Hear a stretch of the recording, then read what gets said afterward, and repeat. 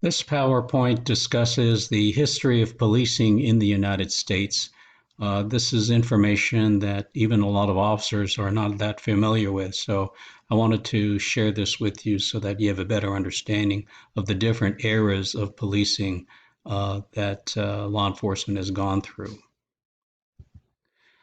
These eras, first of all, began with the political era, or known as the political era. Then you have the reform era and the current era, which is the community or modern era. Those are the three distinct time periods for policing in the U.S. The first era was roughly during the 1840 to 1930-ish years. And if you think about it, America was in its early stages, especially with the Industrial Revolution. And demographically, you had a very large shift of population and migration from rural areas to the urban areas. If you think about it, with the Industrial Revolution, you had more job opportunities in the big cities where the factories were, the development of Model Ts, different types of equipment, and different types of manufacturing opportunities created these jobs. And also, what was happening was that you had people migrating in masses from Europe. You had a potato famine in Ireland and in other parts of Europe that was impacted. Millions of people died because of that famine. They were not as industrialized as the folks in the U.S. were, and they did not have the types of job opportunities as a result of the industrialization. So you had this mass migration of people from not only Ireland but Italy, Poland, Germany, all these different European countries that had masses of individuals trying to seek a better life. So what happened was when people disembarked from the month-long journey across the Atlantic Ocean and wound up, let's say, in New York and went through Ellis Island, they were met and greeted by a politician for their particular ethnic group. So you had a Polish politician that would greet them from the Polish community, Italians, and so forth. And alongside the politician, you would have a police officer. Back then, the political head, the politicians were the ones that actually hired people to become police officers. You did not have a civil service process where they took a test and did a physical conditioning exam and all of these other things that we have today. It was just the politician usually assigned his brother-in-law, son-in-law, friend of a son of a friend or somebody that he knew that person would be designated to become a police officer. So the authority that officers had was directly from the politicians and the law. When the politician and the police officer greeted these new immigrants, the first thing that they did was get their name, their information, the children's names, the occupation of the breadwinner of the family. And the politician told the police officer, look, I want you to make sure that they're fed, that they get through the bread line or the soup kitchen lines, find them a place to stay. They had boarding homes and apartments that they set people up in. And so they basically were social workers at that time. Their function was to provide these broad social services, which was kind of unique. And why do you think the politicians were so interested in taking care of these new immigrants? Well, it was because of the vote. Those were voters coming down those planks of that ship. It's not out of the goodness of his heart that he was providing and helping these people out. He wanted their vote so he could stay in that position of power. The organization of policing was decentralized. In other words, at that time, they did not have big precinct stations or headquarters to brief and be inspected and so forth. Basically, the officer rolled out of bed, put on what was kind of a resemblance of a uniform, didn't bother to shine leather or do anything like that. They just reported directly to the political boss and asked them what they wanted them to do.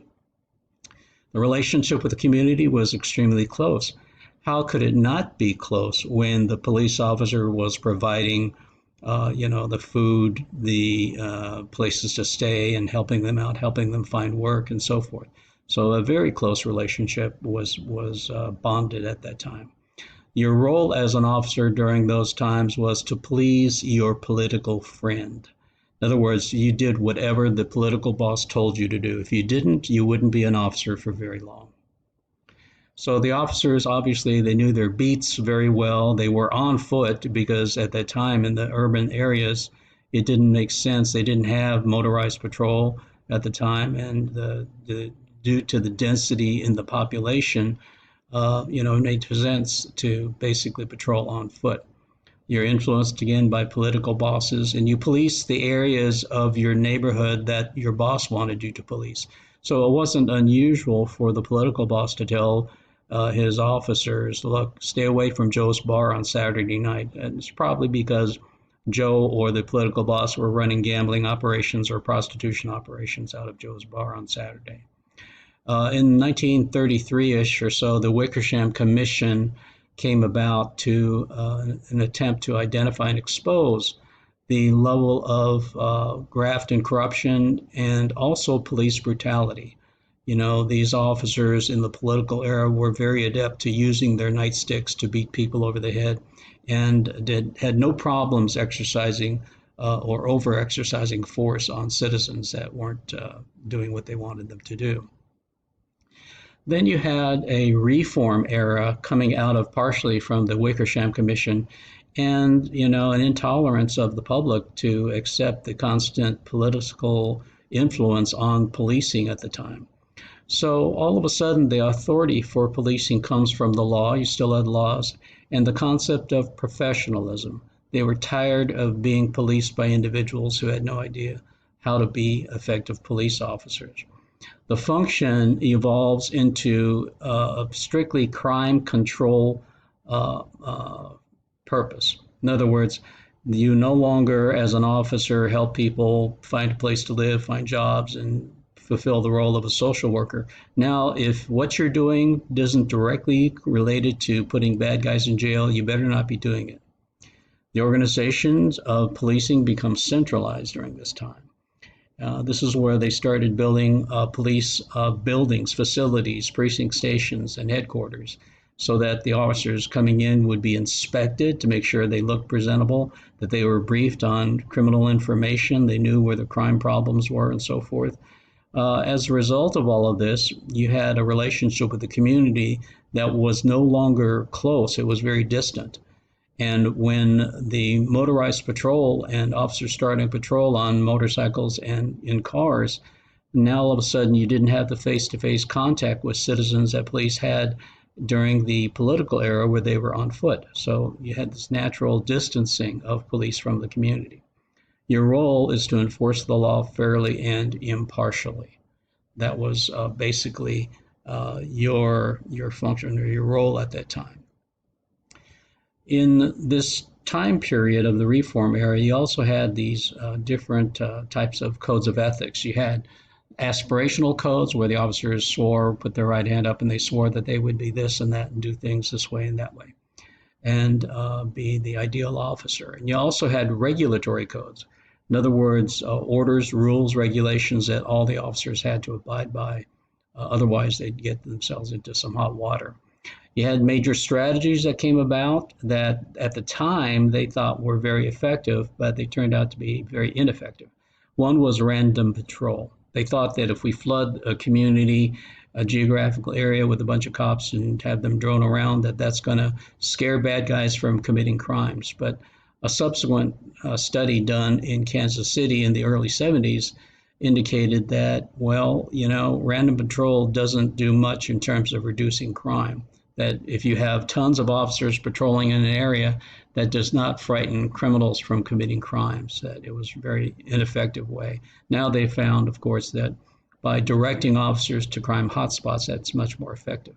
They also felt at the time that rapid response, getting there quickly to the scene of a crime, was very effective. But subsequent studies indicated that a lot of victims delay reporting, and that a lot of times officers cannot get to a crime scene in a very quick manner in order to apprehend the criminals, because once a crime occurs, which oftentimes occurs very quickly in a matter of seconds, the suspects have lots of time, even if it's, let's say, 3 minutes. That's plenty of time for them to run away, drive away, get into another vehicle and and take off and get from that area quite far. So responding quickly to the crime scene was found to be ineffective.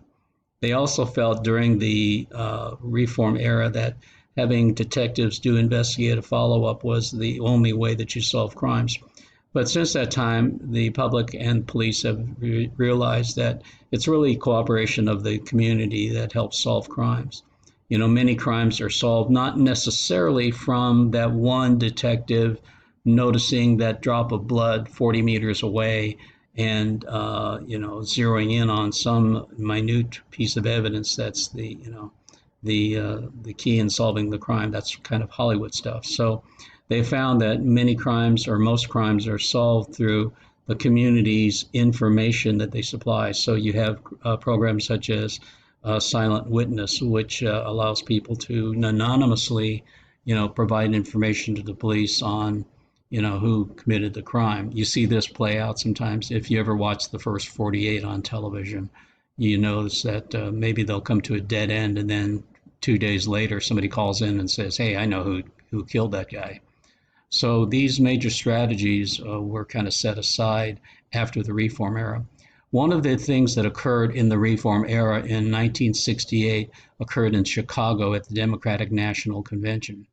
What really propelled policing to push more for professionalism was the public watching the 6 o'clock news with Walter Cronkite and observing Mayor Daley's and the Chicago police chief's finest officers beating the living daylights out of predominantly white college students who were protesting the Vietnam War. Now, the country had seen protests before in the form of civil rights protests, nonviolent protests in the South and Selma and so forth. And they weren't as concerned, of course, because these were blacks in the South. But and I'll be very honest with you, when you see this happening to predominantly white college student aged kids who are peacefully demonstrating, and you have the Chicago Police Department violently assaulting them, now the country becomes more concerned about what's going on. And there's a major shift in attitude towards policing and the need for policing to become more professionalized. It's a comment or a response that you have to look at and say, well, look, who are the individuals who are victimized by the police at that time? In the community era, which roughly started in the early 1980s, in the era that we're currently in, the authority comes from community support. Remember that component, the law, which we always have had on the books, and professionalism. So you also have the function all of a sudden in community policing, which is a broad provision of services where you have what's called the expanded role of law enforcement. Now officers are in the schools, they're working with businesses, they're sitting on boards of directors for different nonprofit organizations. You have, police doing a lot more things in the community than just hooking and booking people.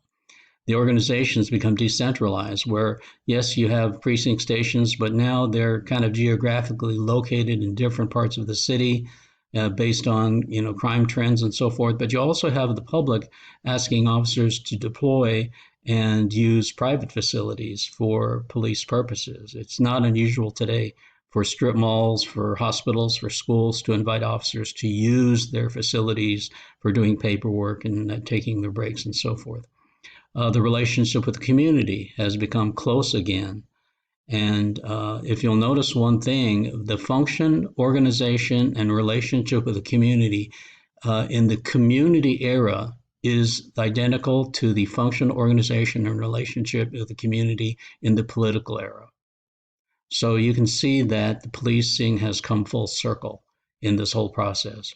In the community era, the role of police is to work with the community as professionals within the law. And so I just wanted to point out that those similarities between the community era and the political era were identical. And the fact that there has been concern that since the function organization and with the close relationship with the community to the political era, the question has been raised, well, does that mean that officers will have more opportunities to revert back to the bad behavior of the political era? So that's one of the concerns that law enforcement has had. With community policing, you have some, it's also been referred to as problem-oriented policing, where you try to solve the problem in something called the SARA model, scanning, analysis, response, and assessment, where you try to identify and define what the problem is. You research it, you do the analytics behind it, you do something, you attempt a type of response to that, and then you assess your response to see if it was effective or not. Crime fighting, you still put people in jail as part of this whole process of community policing.